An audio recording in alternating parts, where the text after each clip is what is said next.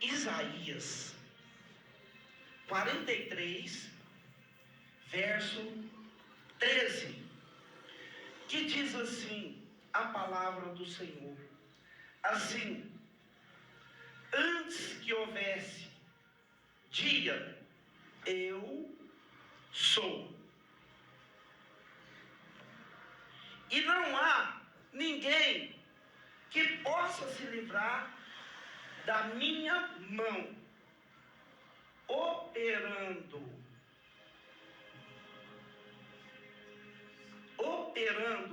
eu, quem impedirá? Igreja, repita comigo: operando eu, quem impedirá? Mais uma vez, mais alto. Feche a sua Bíblia, coloque no seu assento, assente e dê a mais linda e perfeita salva de palmas para exaltar o nome do Senhor. Aleluia. Louvado seja Deus. Irmãos, eu quero ser bem rápido para não se tornar enfadonho o culto da noite. Aqui nós entramos no livro de um profeta. Esse profeta que se nomeia profeta maior, e ele está no Velho Testamento. O Velho Testamento, ele tem duas colocação de classe de profeta, ou seja, 2 volumes de profeta, que são os 12 profetas maiores e os 4 profetas, os 12 profetas menores e os 4 profetas maiores.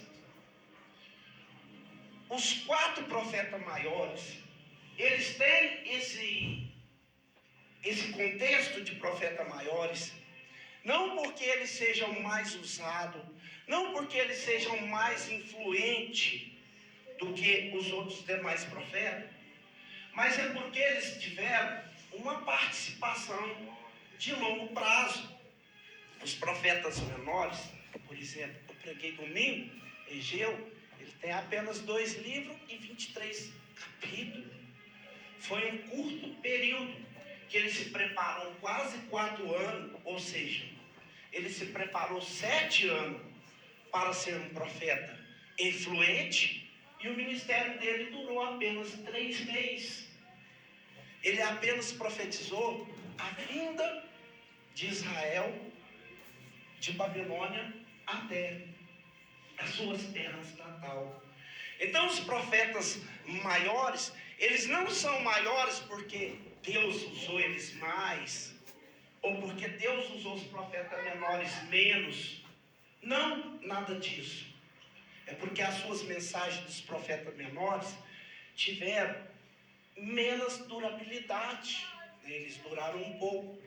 Você vai ver Sinfonias, Abacuque, Amós. O livro deles são pequenos. Eles não tiveram tanta participação. Em contrapartida, se você for olhar o livro de Isaías, os estudiosos bíblicos chegam a dizer que é uma mini Bíblia, porque ele tem 66 capítulos. E Isaías, quando então ele recebeu esse chamado, essa incumbência de profeta, ele estava traçando um período em que a nação estava em uma total crise. E essa crise, irmãos, ela se dividia, ela se partia em 2. Por quê? A primeira crise é que o rei Uzias morreu. Quem que era o rei Uzias? O rei Uzias, ele reinou 42 anos e morreu. Ele veio de um homem chamado Amazias. Amazias que reinou 10 anos a mais. Ele reinou 52 anos e depois passou o reinado para o rei Uzias. E o rei Uzias reinou 42 anos e ele conseguiu, meus amados irmãos, atrair a atenção de Israel com sua carisma, com a sua maneira de conviver com a nação. Ele conseguiu conquistar a confiança do país. E quando o rei Uzias morreu, houve uma comoção no país. Houve uma tristeza nacional, de maneira que o povo começou a se desorientar. Então, o primeiro tópico dessa crise é que o trono ficou vazio. E quando, meus irmãos, o trono ficava vazio, nos falava que ia acontecer uma guerra. Porque a notícia da morte do rei, ela percorria por todas as partes, e os reis ficavam tudo interessados em atacar a nação e sentar no trono. Porque se eu conseguir sentar no trono, aquela nação vai ser nossa, aquela nação vai ser minha. Em primeiro lugar, o rei morrer ocasionava uma crise nacional na forma de segurança do lugar. Todo mundo ficava interessado em apossessar o trono. A segunda crise que eles enfrentavam era uma crise econômica, porque faltava alimentação. Toda transação que ia ser feita tinha que passar pelo rei. O rei tinha que assinar para entrar e para sair no seu reino. Sem a assinatura de um rei, nada acontecia. Então, acontece que, com certeza, a nação ia passar por um percurso de crise de alimentação. Mas deixa eu começar a ser profeta na sua vida nessa noite. Isaías não estava nem um pouco preocupado com a morte do rei Uzias, porque Isaías, ele aprendeu com o seu pai Amós confiar em Deus, e ele aprendeu também com o seu pai a entregar sua vida no altar. Ainda que haja crise, ainda que haja obstáculo, ainda que haja barreira, ainda que haja os levantes, ainda que haja os intempéries, aquele que tem um coração voltado para Deus, ele não deixa de buscar a Deus na sua casa. Então, no meio da crise, Isaías falou: eu não vou ficar chorando engano, igual todos estão chorando, porque eu tenho que agir. Eu sou um profeta, e o profeta precisa de resposta da parte de Deus. Então a Bíblia diz que naquele contexto, quem poderia entrar no templo era só o sumo sacerdote. O sumo sacerdote entrava, e mesmo assim ele tinha as romãs no pé, que ficava balançando. E muitos dos comentaristas bíblicos chegam a falar que amarravam até cinto no pescoço deles, porque se eles tivessem pecado, a morte deles era prematura. Então, ali ele entrou no templo. Ele não quis saber se ele ia morrer ou não. Ele não era um sacerdote, mas ele entrou no templo e ele começou a colocar toda essa preocupação que a nação estava passando nas mãos de Deus. Ele começou a orar a Deus consequentemente, insistentemente, e ele buscava de uma maneira intensiva. Ele não queria saber se Deus ia matar ele. Deus, ainda que o Senhor me mate, no Senhor eu vou esperar uma resposta, e eu não saio dessa noite sem a minha resposta. Eu quero. A Bíblia diz, meus irmãos, que de repente veio a resposta para o profeta Isaías. Ele olhou para cima, ele viu o teto da igreja rachando no meio, e de repente ele olhou lá para cima no céu. Ele viu assentado no trono o Senhor Deus, com todo o poder de toda a tua glória. E ele começa a falar no ano que morreu o rei Uzias: eu vi o Senhor assentado em um alto e sublime trono. Queridos irmãos, eu quero te dizer que o trono da terra pode perder o seu rei, mas o controle de Deus ainda está de pé. Deus ainda continua sentado no trono, e quando ele está no trono, do trono ele reina, do trono ele faz proeza, do trono ele manda poder, do trono ele liberta, do trono ele cura, do trono ele transforma, do trono ele restaura, porque todas as coisas são batíveis aos olhos dele. Aleluias. Louvado seja Deus. Mas Israel tinha uma mania de colocar identidade nos seus inimigos. Todas as vezes que Israel enfrentou alguma crise, ele conseguiu identificar a crise e colocar nome. O homem, meus irmãos, é especialista em colocar nomes e identificação na crise. A primeira identificação que o homem identificou na crise, o primeiro inimigo que o homem colocou identidade nele, foi em Gênesis capítulo 3, a serpente. A serpente, meus irmãos, ela fez o que fez e o homem falou assim: o meu inimigo a partir de hoje é a serpente. Então quer dizer, o homem tinha um inimigo e esse inimigo tinha até nome, a serpente. Mas Jesus chegou a dizer no livro de Lucas, no capítulo 10 e no verso 19: eis que vos dou poder para pisar escorpião e serpente e toda a obra do mal, e nada lhe fará dano algum. Irmãos, eu quero te dizer que a palavra serpente, eu tive pesquisando, ela está 365 vezes escrita na Bíblia entre o Velho e o Novo Testamento. Se vocês colocar a mente para funcionar, vão ver que o ano tem 12 meses. E os 12 meses tem 365 dias. Aí você fala: pregador, então para cada dia do ano eu tenho uma serpente? Tem. Para cada dia do ano, a serpente está no seu vácuo, a serpente está na sua cola, a serpente está esperando um mole seu para entrar na sua casa, para entrar na sua vida, para entrar na sua fé, para entrar na sua vida espiritual, para entrar na sua vida sentimental. A serpente está de olho. Aí você fala: meu Deus do céu, então o que eu faço, pregador?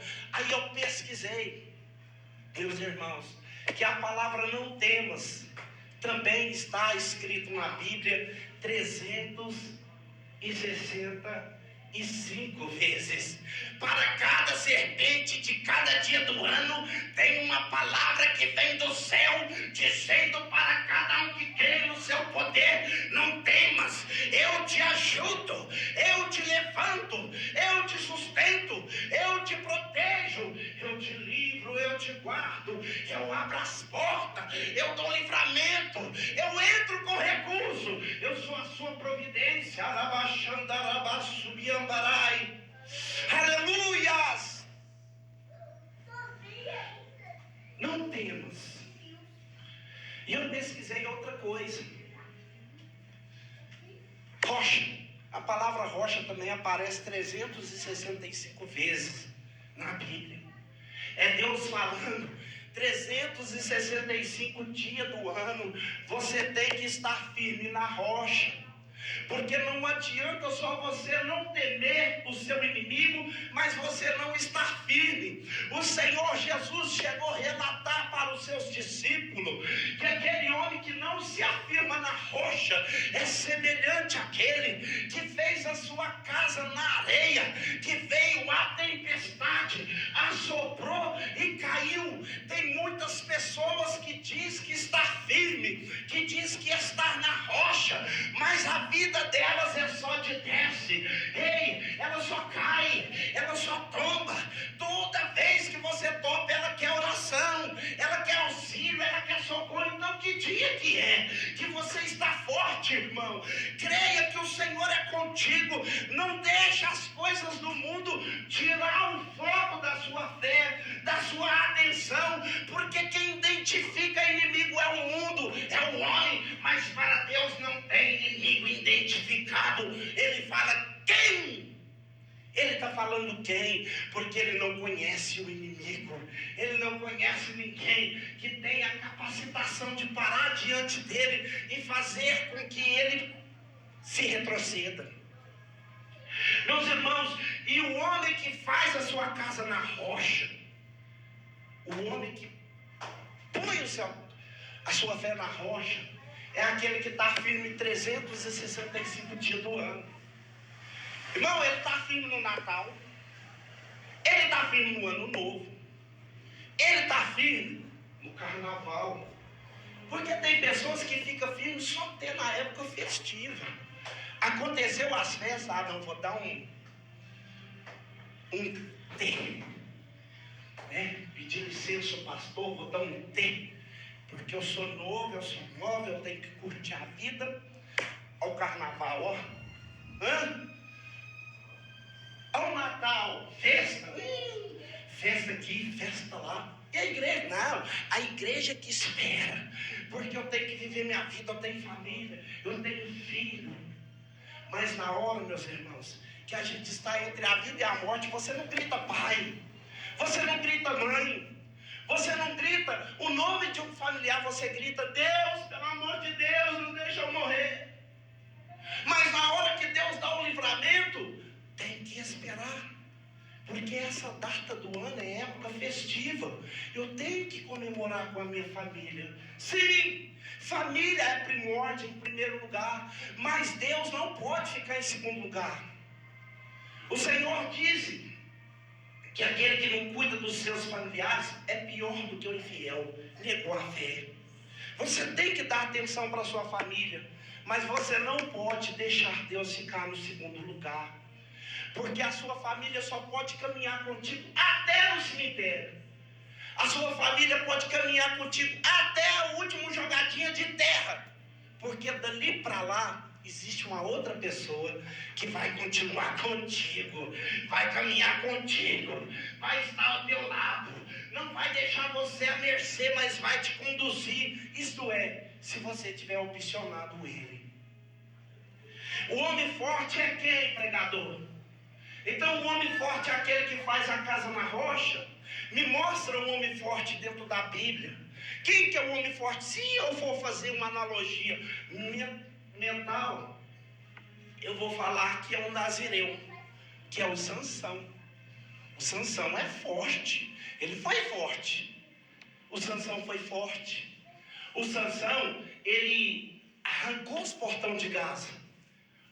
E o portão de Gaza pesava na faixa de 800 quilos. Ele pegou o portão de Gaza, saiu carregando e levou lá para o alto da montanha.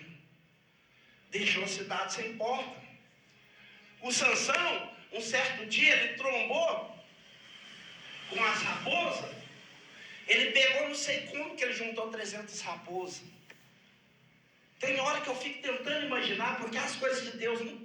Você biruta se você tentar entender. Como que ele juntou 300 raposas sozinho e pôs fogo no rabo delas? Né? Coisa misteriosa. E ele é forte, ele fez isso. Irmãos, Sansão, ele era tão forte, meus irmãos, que ele topou com um leão. Mais vale um leão em silêncio do que um cachorro latindo. Porque eu já passei na rua, em certas ruas aí, que tem um cara de cachorro, que eu pensei em voltar para trás. Eu falei assim: nossa, esse cachorro vai me morder. Nessa hora da noite, eu nem vejo, é pretinho. Pensei assim: não, mano, não vou voltar não. Passei a mão no pedaço de pau, falei: deixa eles vir. E fui batendo o pauzinho, os cachorros foram esparramando, eu passei. Agora topa com o leão dormindo para ver se você passa. Passa não, irmão, você volta. E o Sansão lá, você acha que ele voltou? Não. O leão não estava dormindo, mas o leão veio para pegar ele. E a Bíblia fala que ele rasgou o leão de cima a baixo, como se fosse um cabrito velho. Que homem forte, hein? Forte não é? Mas ele teve um inimigo que ele colocou nome. E qual que é o inimigo, pregador? Os filisteus? Não, os filisteus. O filisteu estava dando a pepé com eles. Um certo dia ele achou uma queixada fresca de jumento. Com uma queixada fresca de jumento ele matou 1000 filisteus. Irmãos, matar 1000 homens com a semiautomática, com a macaquinha, com uma .40 é fácil. É fácil. Agora, matar 1000 homens com uma queixada de jumento é só para quem tem o Espírito de Deus. É só para quem tem a intermediação do poder do Espírito de Deus. Sansão era forte. Qual era o motivo? motivo da força de Sansão. Alguém pode dizer, é suas tranças, pregador, ele tinha 7 tranças. Não era. Não era as tranças. A força de Sansão estava na sua fidelidade. Quando Sansão era fiel com Deus e guardava os preceitos de Deus, o Espírito de Deus era com ele e ele era o homem mais forte. Forte não é aquele que ficou em casa assistindo Netflix, ou até mesmo fazendo qualquer outro tipo de coisa. O forte não é aquele que foi para a academia para ficar com um bíceps redondinho forte, com o abdominal tanquinho. O forte não é aquele que tem milhões e milhões na conta, ele não vem para a igreja porque ele está gerando mais para a sua conta crescer ainda mais. O forte é aquele que passou por os intempéries, passou pelos levantes. O dia não foi fácil para você, teve tempestade, teve vento adverso, mas no poder de Deus você veio. Você entrou aqui arrastando, cachorrinha, mas você está aqui aprovando para Deus que a força dele ainda reside em você. Por isso que você é forte. Se você falar que é fraco, eu vou escolher um menorzinho aqui para expulsar uma legião de demônio. Você vai ver como que ele sai. Ele tem que sair. Porque na lógica de Deus, o forte não é aquele que está na frente. O forte para Deus é aquele que está na frente e fala, você vai lá para trás. E o forte lá de trás, vem cá para frente. O forte não é aquele que está lá em cima. Quem que estava lá em cima que você pode comparar? Saul. Saul estava sentado lá no trono. Ah, então Saul que era forte. Não. O forte é quem estava aqui embaixo. Era Davi. Porque o Saul tinha o trono, mas o Davi tinha o Espírito Santo. Se você tem o Espírito Santo, você é forte, você pode, você lidera, você entra e sai e nada te interpela, nada te para. Nada faz você retroagir. Esse é o forte. Aí o Sansão falou, eu sou forte. Ninguém pode beirar, porque eu derrubo, eu jogo no chão, eu tombo, eu quebro, eu arranco a porta. Mas apareceu um inimigo chamado Dalila. E na hora que a Dalila chegou e falou assim, como que você é forte? Ele, a minha estrança. A minha estrança me faz ser forte. Dalila foi lá e cortou as 7 tranças. De repente a Dalila falou assim, ó os filisteus, Sansão. Sansão levantou, meus irmãos, e a Bíblia diz que ele não sabia que o Espírito Santo de Deus tinha se retirado dele. Porque o homem, na hora que começa a pensar que é forte, que pode, que faz, Deus se retira dele. Deus faz igual fez com Nabucodonosor, leva ele lá para o meio do pasto, igual Dário, para comer capim, igual bicho. O homem vai lá para a lona, para o pó, arrastar a cadelinha no chão, para ele ver que ele não é forte. Porque forte é o Senhor. Forte é o Senhor. Então, o Senhor pega e começa a mostrar para Isaías que o homem tem facilidade de identificar, colocar identidade nos seus inimigos. O Senhor começa a mostrar para Isaías que o homem sem Deus, ele cria tanta sugestão. Quem que é seu inimigo? Ah, diabetes. Já colocou identidade, diabetes. Mais quem? Trombose. Mais quem? O Covid. Mais quem? A gripe suína. Mais quem? Irmão, note que quando você pergunta para o homem, quem? Ele fala o nome do inimigo, ele põe identidade nele. Mas sabe o que o Senhor está falando assim? Olha o que ele está falando. Ele está falando assim, operando eu, quem? Quem? Quem? Ó, Lucifer fez uma rebelião contra Deus. Ele causou uma grande rebelião. E Lucifer estava esperando Deus sair de lá para vir lutar com ele. Mas só que Deus não veio. Deus não veio lutar com Lucifer. Deus não veio destronar o diabo. Quem que ele mandou? Ele mandou Miguel. Aí na hora que Lucifer o seu exército esperando Deus para brigar com Deus. Aí eles vê Miguel. Ele fala assim: quem é você? O diabo pergunta para Miguel: quem é você? Sabe o que significa Miguel? Ninguém é igual a Deus. Aí Miguel respondeu para o diabo assim: ninguém é igual a Deus. Quem é você? Ninguém é igual a Deus. Miguel já respondeu, o nome dele respondeu a palavra aqui, ó. Ninguém é igual a Deus. Ninguém é igual a Deus. O segredo é ser fiel com Deus. O segredo é temer os seus mandamentos. O segredo é guardar o mandamento de Deus no coração e não deixar as coisas do mundo contagiar a sua fé. Não deixar nada tirar a sua comunhão com Deus. Porque no momento em que você tiver esse elo, essa parceria com Deus, você tem alguém que ninguém pode tirar ele do trono. Ou seja, quase ninguém, né? Porque eu vou te falar uma coisa que tira Deus do trono. Sabe o que tira Deus do trono? Está lá no livro de Salmo, capítulo 12, se não me falha a memória, versículo 5, 4 ou 5. Fala assim: o gemido do aflito e o clamor do necessitado, eu me colocarei de pé. A única hora que ele fica de pé é a hora que você está chorando por causa do seu filho, por causa da sua filha, por causa daquilo que você não consegue resolver. Do jeito que estava Ana lá chorando, Ana chorava porque estava sendo afrontada, e Deus se colocou de pé para responder a oração de Ana. Deus se colocou de pé para responder o coração de Abraão. Deus pediu a Abraão o que ele mais amava, ele deu. Por quê? Porque ele sabia que não tinha probabilidade. E Deus fez.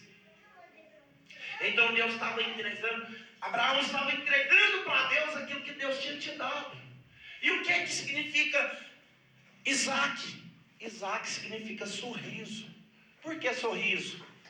Porque o dia que Deus fez a promessa para Abraão, Abraão já tinha 100, Sara 90 anos, Sara riu. Lá dentro da tenda, Sara riu. A Sara riu. Aí Deus deu Isaac para Sara e falou para ela assim: você riu para mim? Eu estou te devolvendo o sorriso.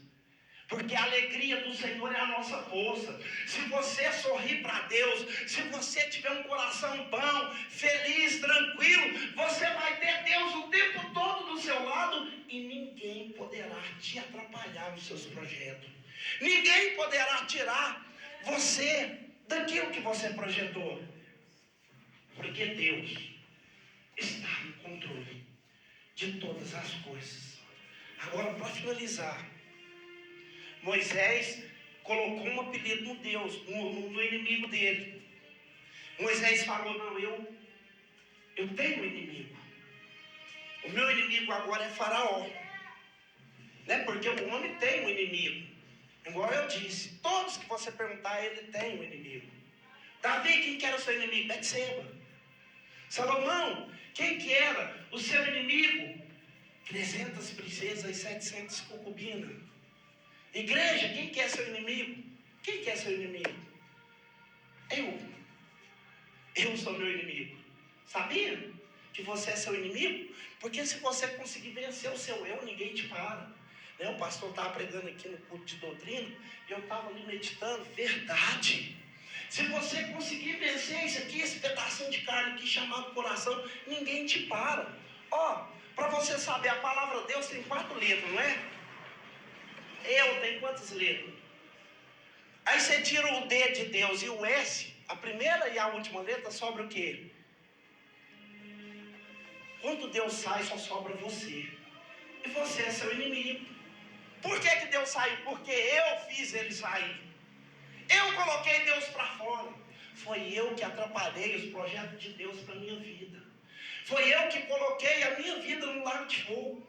Porque Deus não fez lago de fogo para destinar ninguém para a sua ira. Deus fez o lago de fogo para o diabo e os seus anjos.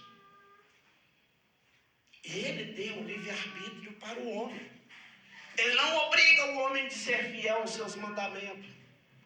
Por isso que ele disse lá no livro de João, capítulo 10, verso 9: eu sou a porta da salvação. Aquele que entrar após mim, entrará e sairá. Por quê? Porque você pode vir na igreja, Deus não proíbe prostituta, pode ser ladrão, pode ser ébrio, pode ser quem for. A porta está aberta para todo mundo entrar. Para todo mundo entrar. Todos. Jesus falou no livro de João, capítulo 6, no verso 37, aquele que o Pai me dá, vem a mim, e o que vem a mim, de maneira alguma eu lanço fora. Jesus não expulsa ninguém da igreja. Jesus não impede ninguém de andar aqui, fiel com Ele, buscar a presença dEle aqui. Ele não proíbe, de jeito nenhum que Ele não proíbe. Mas aí a gente chega aqui dentro, a gente não aguenta ficar aqui. Por quê? Porque o pecado nos atrai. E cada um desse pecado tem nome. O que te atrai, irmão? A Netflix. O que te atrai, irmão? O YouTube. O que te atrai? Qual que é seu inimigo? O meu inimigo chama o WhatsApp. E você, o seu inimigo? O meu chama mensagem. E o seu? O meu é o Google, né? Que não tem necessidade de falar. Cada homem tem um inimigo e ele tem identidade. Cada homem tem um inimigo e ele tem identidade. Mas se o homem falar hoje, eu decido alargar todos esses inimigos no pó. Eu vou vencer todos esses inimigos e vou destronar todos eles. Aí basta uma decisão. Uma decisão que você vai tomar na sua vida vai descaracterizar a identidade de todos os inimigos. Aí quando ele falar assim, quem? Aí você fala assim, ninguém. Você vai falar assim, ninguém poderá me impedir. Ninguém. Ninguém pode impedir. Você pode tudo no nome do Senhor. Amém? Então, irmãos, não pensa que por causa que eu estou pregando aqui, que eu tenho mais poder do que você. Não. Nós vai para o mesmo lugar. Nós vai para o mesmo lugar. Às vezes, eu posso diferenciar do lugar que você vai por questão de escolha. Talvez eu faça uma escolha e você faz a outra. Mas eu sou carnal, mortal igual você, e eu também tenho um inimigo que eu posso me identificar. Todo homem tem um inimigo para identificar. Quem falar que não tem, está mentindo. Mas aqui a palavra do Senhor está falando com nós. Aqui, assim antes que houvesse dia, eu sou. Antes que houvesse dia, eu sou. Então, vou dizer, ninguém poderá tirar esse eu sou de ação. Quem que é ele, ô Moisés? Ele mandou falar com o Senhor, eu sou. Eu sou quem? Ele está falando que é maior do que Moisés, que é maior do que Isaías, que é maior do que Jeremias, que é maior do que Abacuque, que é maior do que Amós, que é maior do que Faraó, que é maior do que todos os deuses de Faraó. Ele mandou dizer que ele é. Prova disso que o rio Nilo era um deus para Faraó e Deus transformou o rio em sangue. Arã era o deus Ra. Arã era o deus Ra, tinha uma rã grandona lá, o deus Ra. Deus mandou a praga de rã. Foi tanta rã que eles tomou raiva do Deus. Não, isso aqui eu não quero mais não.